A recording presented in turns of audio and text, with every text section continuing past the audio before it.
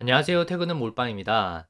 지난번 2차전지 장비주 영상이 꽤 많은 분들의 관심을 받았는데요. 그래서 다시 한번 장비주들의 상황을 살펴보고 개별 종목 각각 어떤 것들이 있는지, 그리고 지난번에 말씀 안 드렸던 검사 장비도 좀 추가적으로 말씀을 드려보겠습니다. LG 에너지 솔루션은 대표적인 글로벌 탑티어 셀 메이커 업체인데, 현재 국내 3사 중에서는 가장 공격적으로 캐파를 늘리고 있는 것으로 보입니다.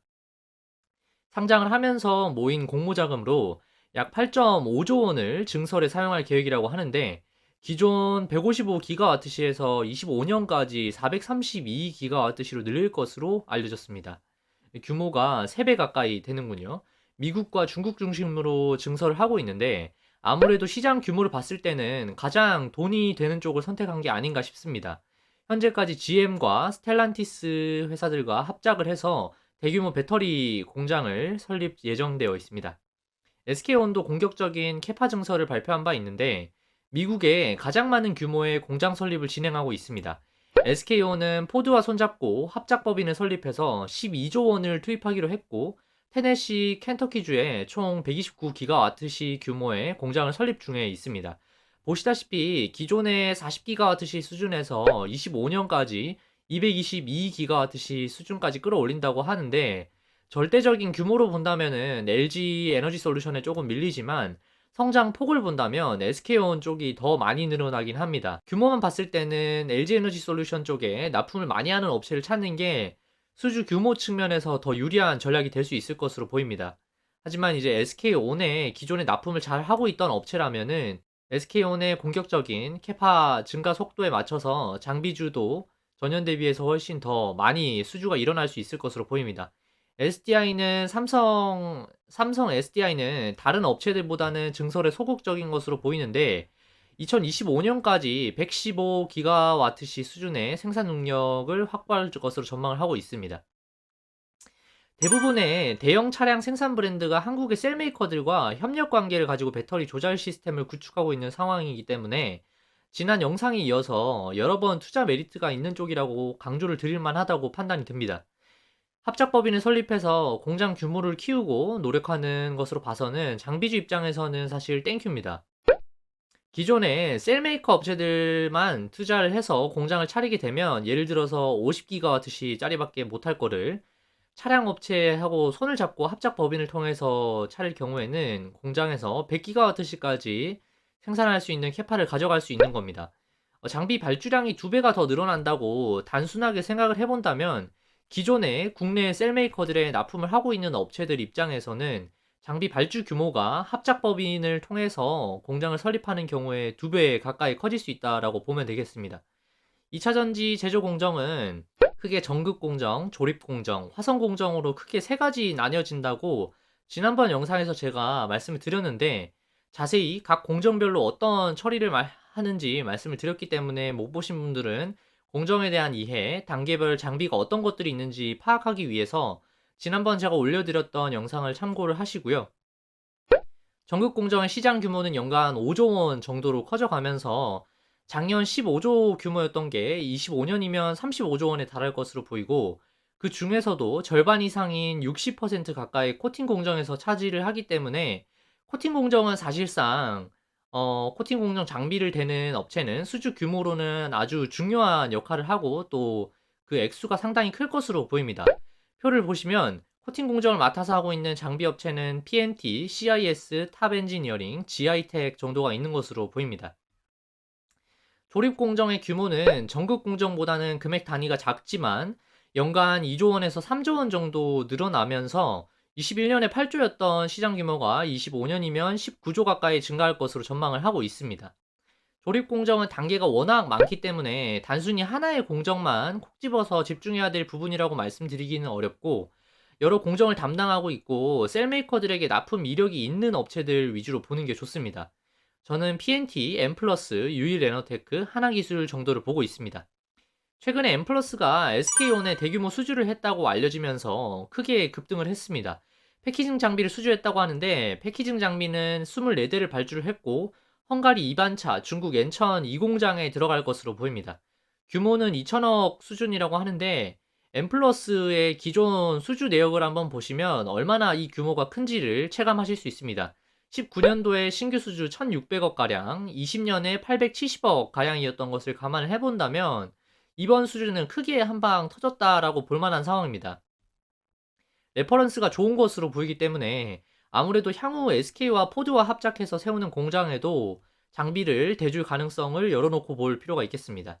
화성공정의 경우에는 21년 기준으로 14조 정도에서 25년이면 33조 원까지 커질 것으로 전망을 하고 있습니다.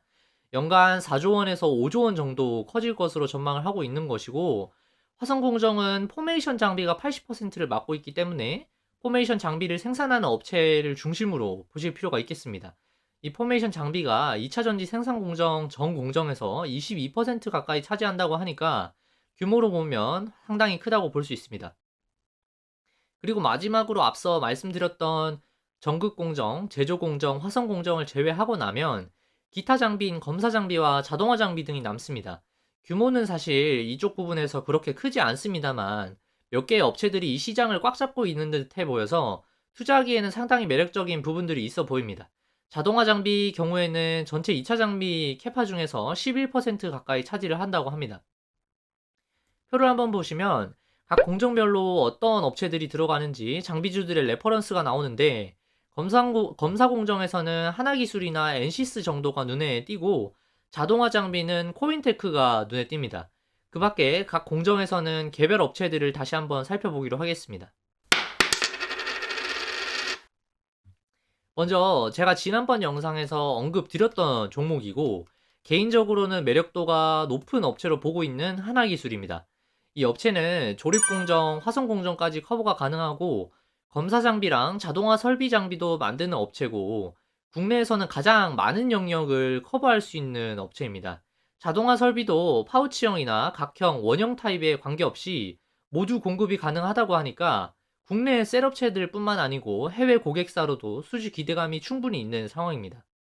4분기 실적은 영업이익이 마이너스 7억 정도 적자가 나오면서 21년도 결산으로 총 50억 가까이 적자를 기록한 것으로 전망을 하고 있습니다.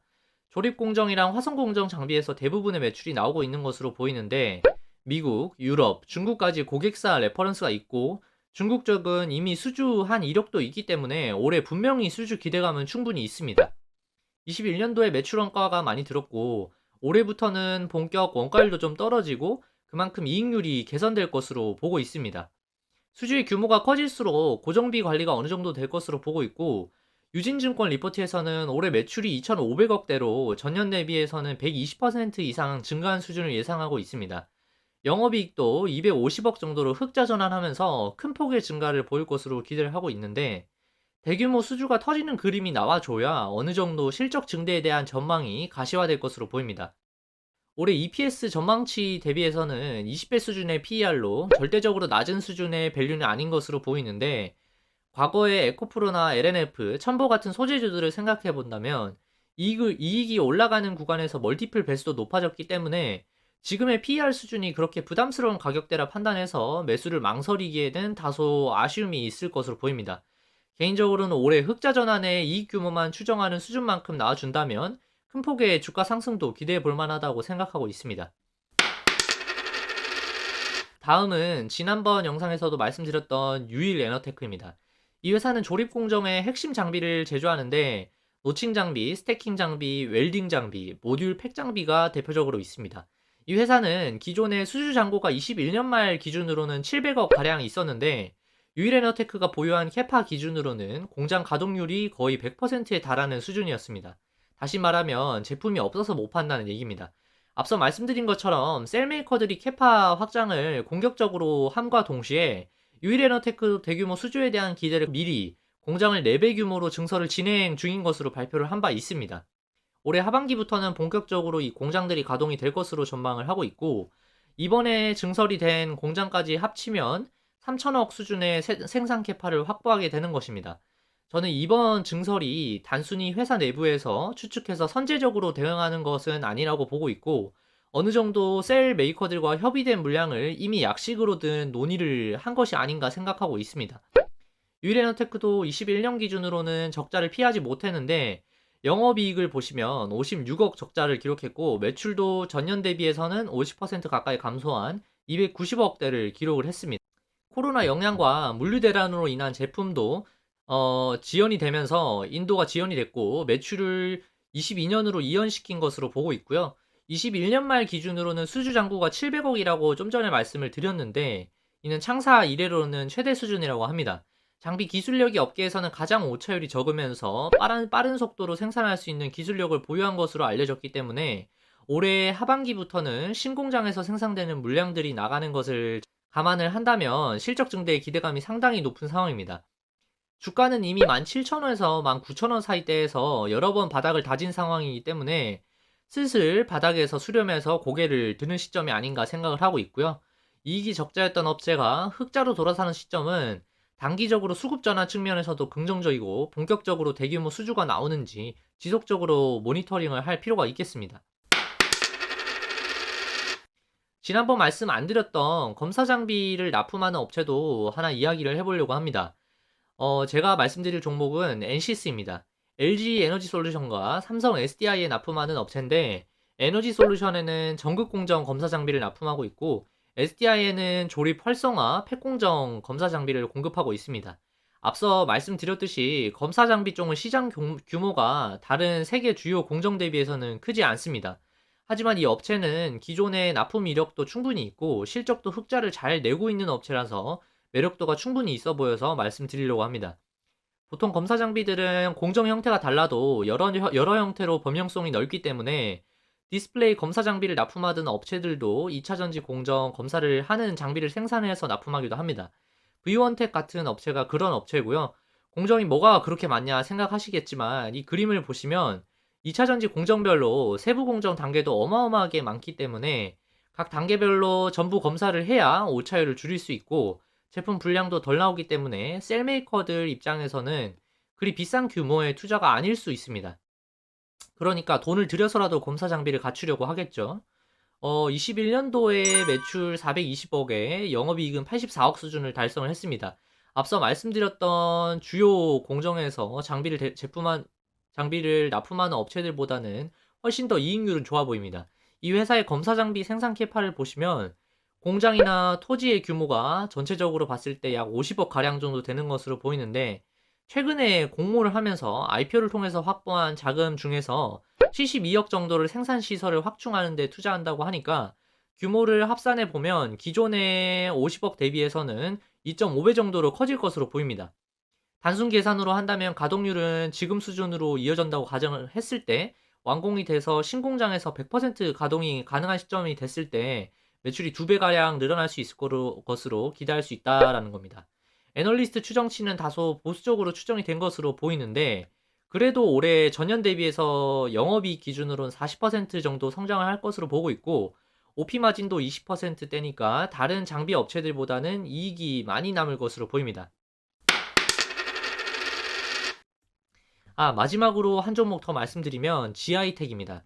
GI텍은 회사 규모도 시총이 1,000억 원대이고 많은 투자자분들이 처음 들어보실 수 있습니다. 개인적으로는 GI텍이 꽤 매력적이라 판단이 들어서 오늘 영상에서 마지막 종목으로 한번 소개를 해보겠습니다.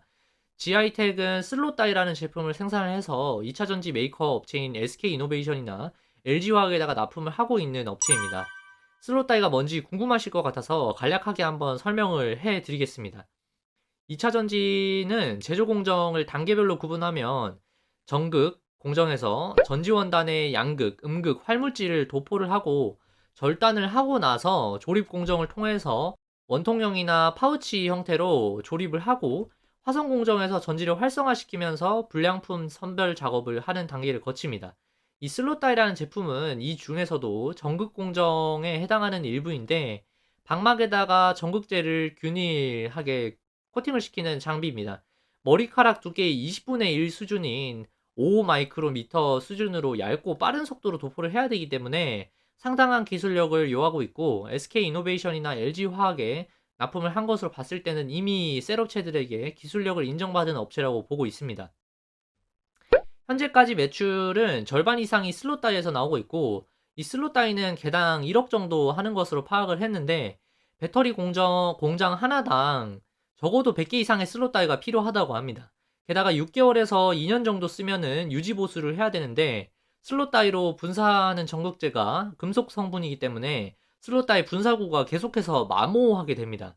그래서 이런 부분들에 있어서 유지 보수를 하기 위해서 제품을 좀 교체를 해줘야 되고, 최근 들어서 글로벌 전기차 업체들이 배터리 충전 용량을 증가시키기 위해서 하이니켈 배터리 사용량을 더욱 늘리고 있는 추세입니다. 이 하이니켈 배터리 체제에서는 마모율이 더 높기 때문에 기존에 1, 2년 했던 수리 주기가 6개월 정도로 줄어들고 있는 모습입니다. 그래서 지속적으로 유지 보수 비용이 들기 때문에 GI텍 입장에서는 이 부분이 매출 기여를 할 것으로 보이고 이익 마진을 높여주는 요인으로 작용하고 있는 모습입니다. 이 슬롯 다이는 디스플레이 산업에서도 감광막을 코팅하는 과정에서 비슷한 형태로 사용이 되는데 이거를 이제 슬릿 노즐이라고 부릅니다. 이 부분도 GI텍이 경쟁력을 가지고 잘 하고 있는 부분이라서 2차 전지 장비와는 관련이 없지만 잠깐 말씀드리면, 중국의 샨샨그룹에 120억 규모의 제품 수주를 발표한 바 있고 지속적으로 수주가 이어질 것으로 전망을 하고 있는 상황입니다. 실적을 한번 보시면 왜 매력적인지 이해가 가실 것 같은데, 작년 기준으로는 영업이익률이 30%가 넘습니다.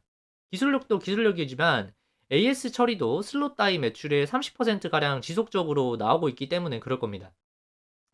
매출 규모가 그리 크지는 않아 보입니다만 올해도 전년 대비해서는 2배 가까운 매출 성장을 달성할 것으로 전망하고 있기 때문에 2차 전지 장비 수요가 커질 수밖에 없는 상황에서 셀 메이커들의 공격적인 증설의 수혜를 누리기에는 적합한 업체라는 생각이 듭니다.